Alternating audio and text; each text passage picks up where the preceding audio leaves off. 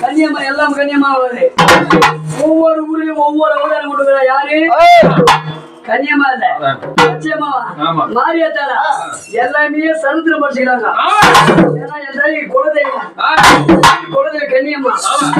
மனுப்பாக்கத்து எல்லையிலே பாலாத்தங்க அருமையிலே அந்திகடி ஆகடி உச்சிகடி உறுதிகள் நெறிகள் ஒளிகள் வேங்கியப்பன் 7 கன்னிமேல அங்கதான் அமர்ந்திருக்கிறாங்க. எப்படி வரனா அந்த கன்னியம்மா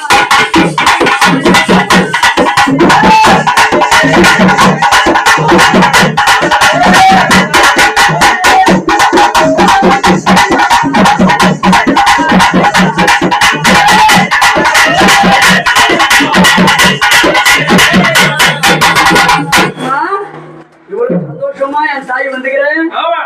வட்டி பெருகணும். வட்டி பெருகணும்னா தெரியுமா? பால் பணம் பொங்கணும்.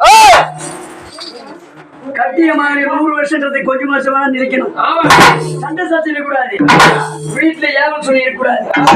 தெய்வ தேவதெல்லாம் நான் இட்டாந்து விட்டு கஷ்டம் தெரிய போறேன். நல்லது கெட்டதெல்லாம் நீ தான் பாத்துக்கணும். மனசு நாங்கதான் என்னத்தை கண்டோம். ஒண்ணுமே கிடையாது. உங்க மண்ணுதான் அவளுக்கு காது கேட்கும், கண்ணு தெரியும், எல்லாமே தெரியும். நீ யாருமா? நாகத்தா. இந்த அனுபவ மக்கள் போற பூஜை சந்தோஷமா? சந்தோஷம். எந்த குறையிலையே இல்ல.